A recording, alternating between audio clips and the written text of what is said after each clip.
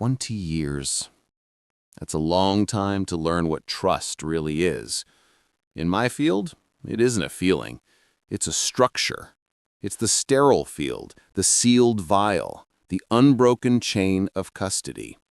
You place your most intimate secrets, your blood, your biology, into our care, and we become guardians, silent, invisible. At the clinic in London, Dave was one of those guardians.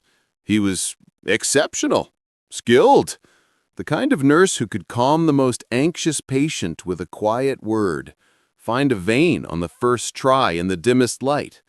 We relied on him, liked him. So the first time he dropped a sample, our concern was immediate. For him, "Dave, are you ill? You look pale." He blamed a dizzy spell. We sent him home, told him to rest. It happened again, weeks later. We insisted on a full medical workup. Nothing. No anemia, no vertigo. We relaxed. Perhaps it was stress, a missed meal. The human body has its mysteries. The mind, however, has its compulsions. I remember the quality of the light that afternoon, harsh, fluorescent, humming in the ceiling of the secure containment lab. I pushed the door open and time didn't just stop, it fractured. He was alone, of course he was. He had a beaker in his hand, a patient sample. But he wasn't at the prep station, he was turned away, his shoulders hunched in a private, almost intimate posture. Then he turned slightly, and I saw the rim of the glass at his lips. Our eyes met. In that instant, the entire architecture of trust we'd built collapsed. It wasn't just a breach, it was a desecration. The beaker fell, shattered on the linoleum, 1,000 pieces of trust scattering. His voice, a dry whisper, tried to fill the void. I dropped it. What followed was a grotesque parody of our medical procedures. Panic first, then pleading, offers of money, desperate, sweating oaths that it would never happen again. But I had seen the truth in his eyes, not shame, but the terror of being discovered in his most private, profane ritual. My duty was no longer to him. It was to the trust itself. I reported him. The machinery of professional consequence is cold, efficient, and absolute. He was dismissed. His registration revoked. A report was filed with the authorities for the malicious mishandling of a biological hazard. He ceased to exist in our world. We felt his absence as a relief, a tumor cleanly excised. For 6 weeks, the scar tissue formed. Routine returned. Then, the green sedan. My driveway at dusk. Him, emerging, his face not angry, but empty. A vessel filled only with a desperate, directionless fury. I shouted. My husband Ben came out of the house like a force of nature. The standoff was quiet, vicious. Ben's promise was not of legal action, but of immediate physical violence. It was the only language left that Dave understood. He retreated. The police were sympathetic, but their tools were blunt. He was already on bail. A harassment warning is a piece of paper. It cannot stop a man who is disintegrating. The stalking began. He was a ghost, haunting the edges of my life. His car, a persistent shadow in my rearview mirror. The clinic parking lot, my route home.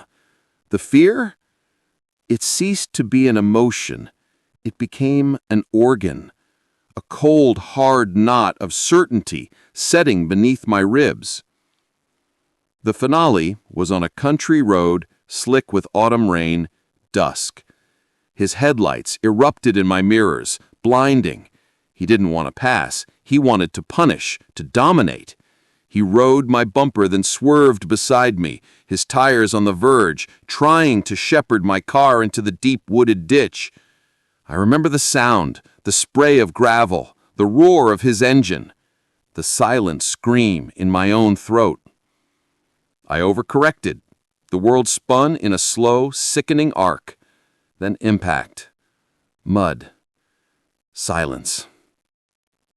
I was bruised, shaken, but alive. And the traffic camera at the junction had seen it all. His intent etched in light and motion. This was no longer about a stolen sip from a beaker. This was attempted vehicular assault, a direct threat to my life. He was arrested, held. At trial, the judge bundled it all together: the biohazard, the harassment, the assault. The sentence felt like a slap. 6 months, eligible for release in 3 months, for trying to end my life. I sat in that courtroom and a cold, clean fury settled in me. Justice, it seemed, was a child's concept. We moved on, guardedly. The years layered themselves over the memory, softening its edges. Last autumn, the Birmingham International Conference Center, a cavernous hall buzzing with thousands of medical professionals, the smell of coffee and carpet cleaner. And there, moving through the crowd near a modest booth, a ghost.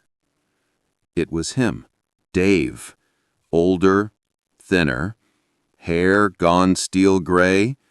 He wore a name tag, an exhibitor's pass for a company I didn't recognize, VitaCare Supply Solutions. He was smiling, shaking hands, the model of a middling salesman. A primal animal fear shot through me. Then it was washed away by something colder, a clinical, detached curiosity. What ecosystem did this creature now inhabit? I asked a colleague stationed at a neighboring booth. She glanced over, her lips thinning. Oh, them! They're a bit gray market. Supply off-brand reagents, cheaper consumables to budget labs and private clinics. There were whispers, an investigation into their warehouse conditions a few years back, improper storage temperatures, questionable sterile protocols. Nothing stuck, but the smell never quite left them. I watched him from a distance. The smile was practiced, but it didn't reach his eyes. In the moments between interactions, his gaze would go flat, vacant. It wandered over the crowd, over the displays of gleaming, legitimate equipment, and I saw it. The same restless hunger, the same magnetic pull towards the unclean. He hadn't conquered his obsession. He had partnered with it. He was no longer a solitary deviant contaminating single samples. He was a cog in a system that potentially contaminated entire diagnostic streams. His perversion had scaled. He had found his place in the murky intersection where medicine meets the margin, where purity is compromised for profit. I left without a word. I filed no report. What would I say? I have a feeling? But I understood everything then. The court sentence was a punctuation mark, a brief administrative pause. His real sentence was life. A life sentence of his own crafting. He is free to walk the streets, but he is forever barred from the clean, well-lit rooms of real medicine.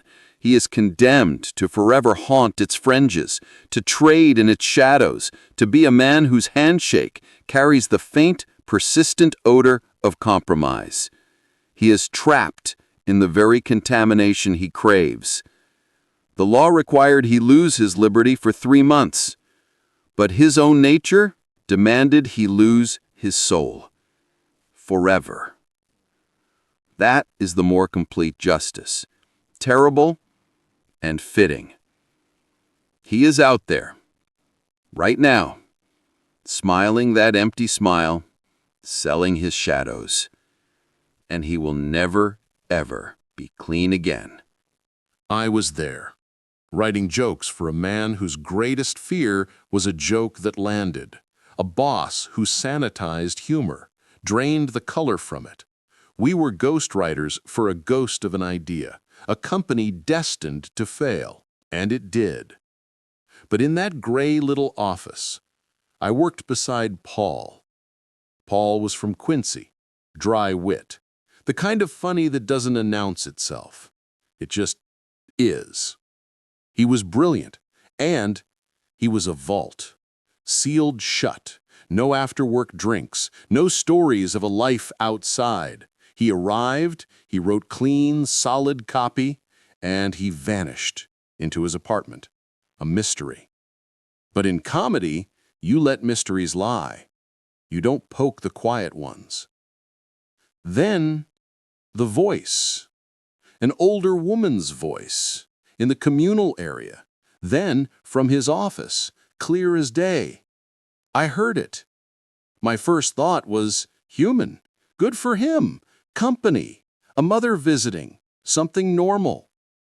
I poked my head in, teased him. "What's up, Casanova?" His face did not change. It was a mask of blank confusion. "I don't know what you're talking about." The denial was absolute, a stone wall. I backed off. Maybe it was private. Maybe it was painful. I let it go. A week passed. The voice came again through the thin wall. This time, it was an argument. Her tone was sharp, nagging. His voice was low, defensive, apologetic. A real, heated, human argument. Then, silence. I waited, listened for a door, for footsteps. Nothing. After half an hour, I knocked. "Come in." I opened the door, expecting to see two people, Paul and the source of the voice. The room held only Paul, sitting at his desk as if he'd been there for hours, peaceful. "Dude," I said, the confusion thick in my throat. "I know I just heard a woman in here. Where is she?" His face closed, like a shutter slamming down. "There's no one here, Kurt." "Paul, the walls are thin. I heard her." What followed was a slow-motion collision, my gentle pressing, his solid, immovable denial, and then the fracture. His face flooded with a dark, violent red. He stood up. His body was tense, coiled. "Get out of my office, Kurt, now!" The look in his eyes, it wasn't anger at me. It was terror of being found out, but found out for what? I left, shaken. That evening, my boss and we tried to logic it out. The woman must have been hiding in the closet, behind the door, some forbidden romance, an affair. We crafted a sane story to explain the insane secrecy. We were building a roof on a house that was already collapsing into the earth. The next morning, Paul wasn't at work. My bridge was closed. A detour. I was late. My boss mentioned an incident. A man, on the bridge, stopped his car, got out, started screaming. The police took him away. We joked grimly. Probably Paul, road rage. It was Paul, but it wasn't road rage.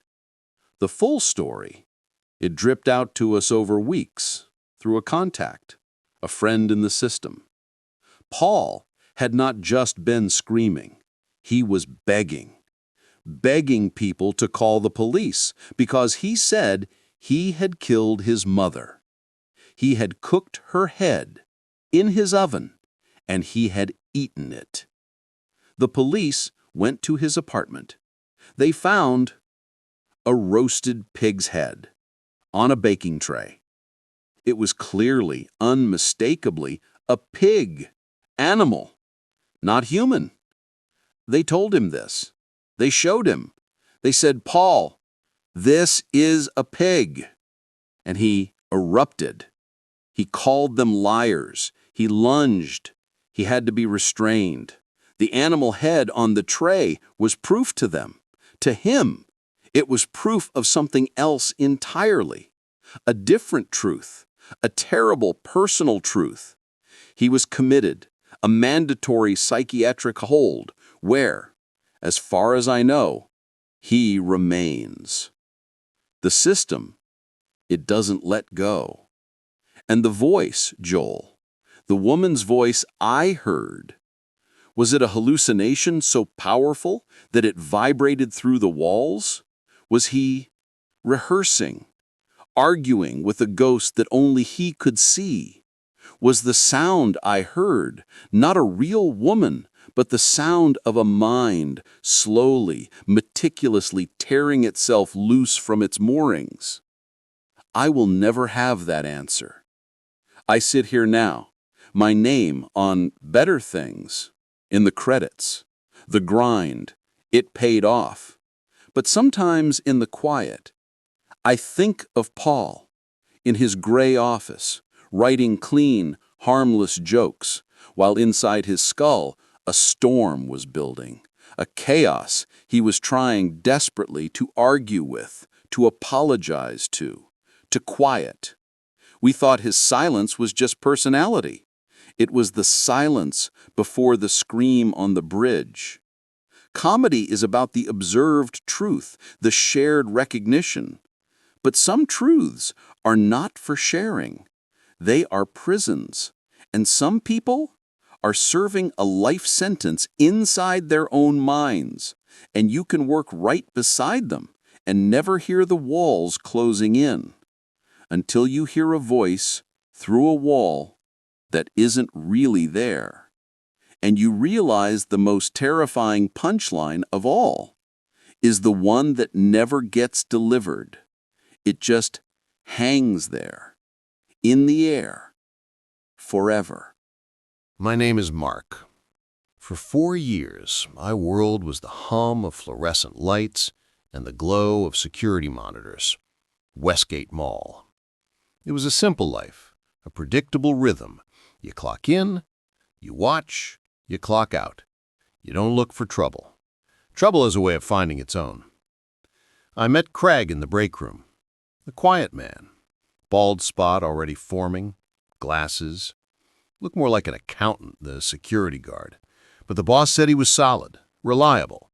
The kind of guy who hadn't missed a day in 6 years. You don't question that. You just welcome him to the watch. Our job was mostly eyes.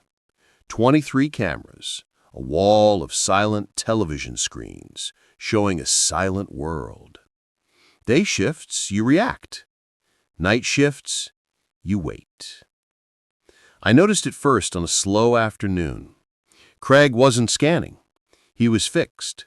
One screen, camera 14, tiny treasures, the baby store, a shoplifting hotspot. I thought he'd spotted a thief. I asked him. He jumped, like I'd caught him at something. Switched the feed, mumbled, it was nothing. An hour later, he was back, staring at the pastel aisles, the tiny clothes. That's when I made the obvious, wrong assumption. There was a pretty girl who worked at the register. I teased him. You're into her, aren't you? He didn't get angry. He blushed, a deep, fiery red. I took his silence as confirmation. Laughed it off. You're all right, Craig.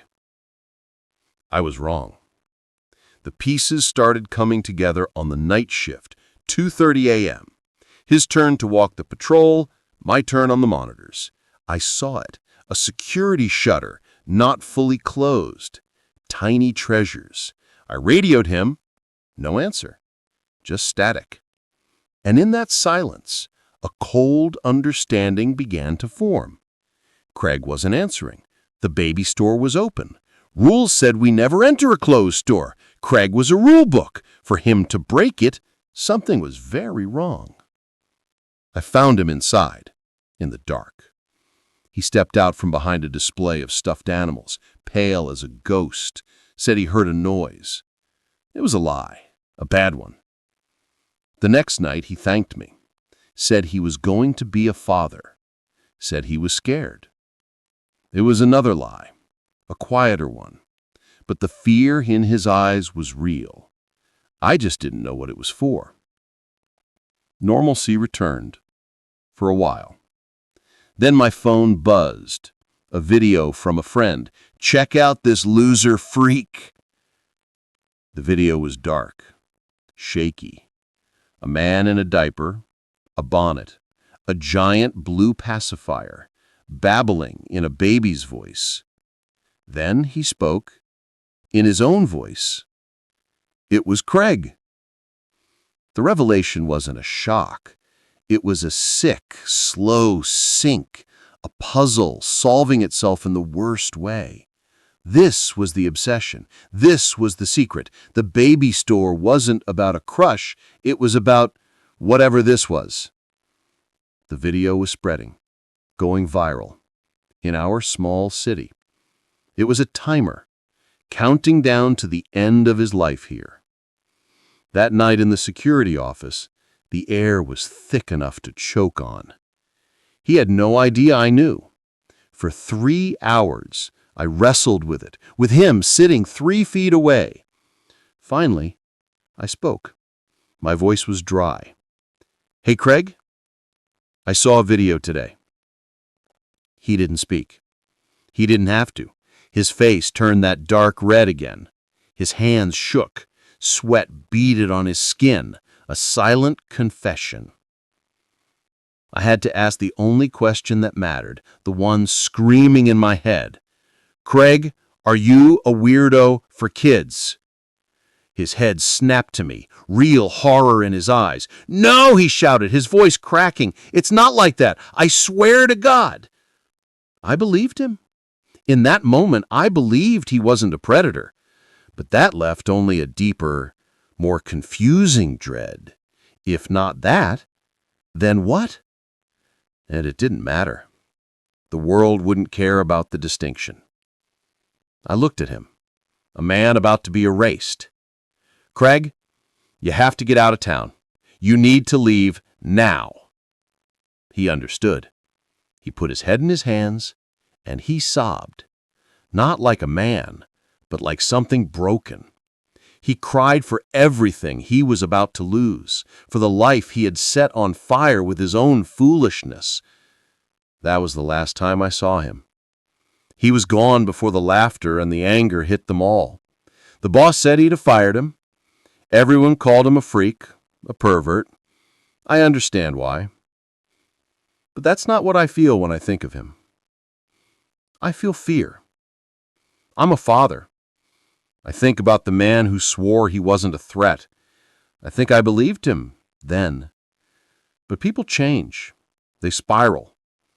A compulsion that starts in a darkened room, dressed in a diaper. Where does it end? Does it get better?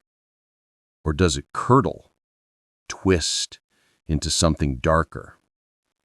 I hope he's okay. I hope he found help. I hope he found peace far from here. I have to hope that, because the alternative is that he didn't, that his secret world grew shadows. And if that happened, if some other vulnerable life ever intersects with his path, then a part of me will always wonder. It will wonder if the man watching the monitors should have done more than just watch. Hello, Joel. My name is Les, and I'm from the northeast of England. My daughter and son-in-law are devoted listeners of your podcast. They tune in on their drives. Your show reminds me a lot of an old radio program we had over here called Fear on 4, though with an American flavor. I used to love listening to those ghost stories on the wireless as a lad. So when my daughter mentioned that your stories all come from listeners, I thought I'd share one of my own. This is from my time working as a hotel concierge. A story I've never forgotten and never will. It was the late 90s, just before the summer holidays, and the small boutique hotel where I worked was in a tight spot. We'd lost our brilliant receptionist to maternity leave, and then 2 of our most experienced service staff left unexpectedly, one due to an undiagnosed heart condition. in a big chain. Replacements would have been easy, but we were a small, high-end place with only about a dozen front-facing staff. Their absence was deeply felt. We urgently needed new hires, and management brought in a young man named Brian. From the moment I met him, something felt off. Call it intuition or decades of working with the public, but my instincts told me he wasn't right. I gave him the benefit of the doubt at first, but within a week, I noticed the way he looked at our female guests, particularly the younger ones. It's not unusual for a young porter to glance at an elegant woman, but when I caught Brian staring at an 11-year-old girl with that same unsettling gaze, I knew we had a problem. That I went to management right away. Brian was still on probation, and I urged them to let him go. They told me it wasn't that simple. They needed a concrete reason to avoid accusations of unfair dismissal. They asked me to keep an eye on him and said if a guest complained, they'd act. So I watched, hoping to catch him in a mistake before something worse happened. One evening in mid-October, when the nights were drawing in early, Brian finished his shift at 11 p.m. He went to the staff room to change out of his uniform shoes, which, I might add, smelled dreadful, and usually emerged within minutes to head home. But that night, he didn't come out. After 15 minutes, a heavy feeling settled in my stomach. I told the night receptionist I was going to check on him. Just as I stepped into the hallway, Brian came staggering toward me from the opposite direction, blood pouring down the front of his shirt. All my dislike for him vanished in an instant. He was ghostly pale, his eyes wide with terror, and his nose was smashed almost flat across his face. He could barely stand. "Help me," he mumbled over and over. "Please help me, Les." I got him into the back office, handed him a wad of paper towels to staunch the bleeding, and told the receptionist to call for an ambulance and the police. I kept asking Brian what had happened, who had attacked him, and whether we were still in danger.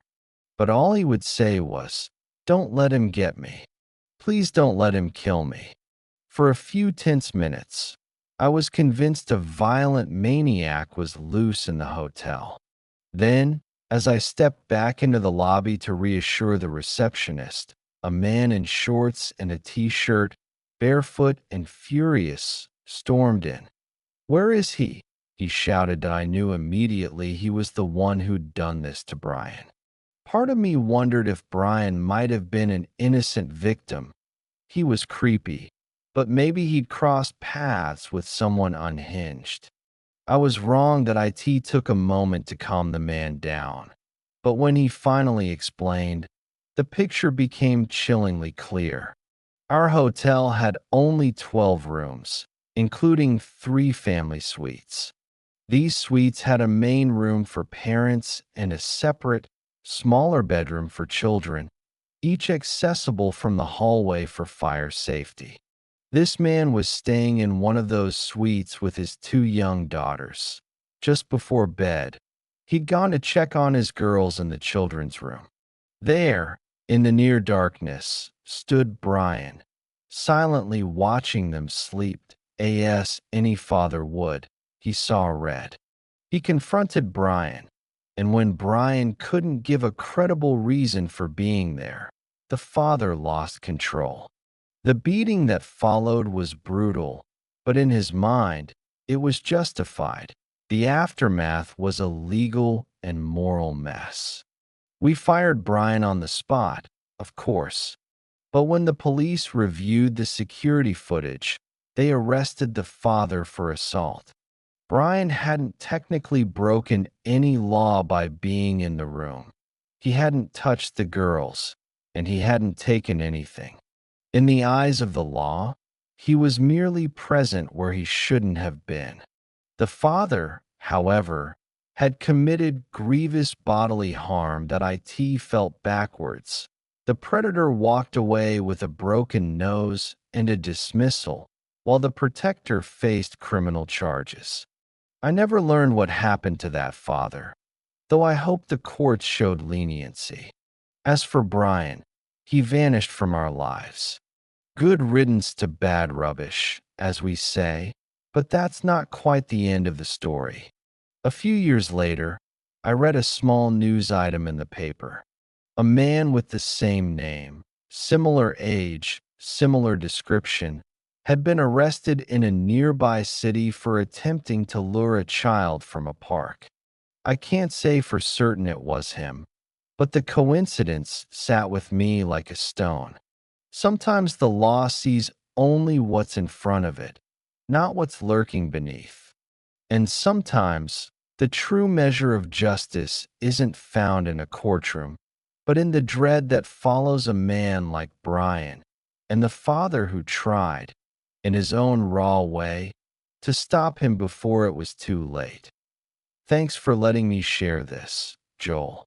It stayed with me all these years. All the best from up north.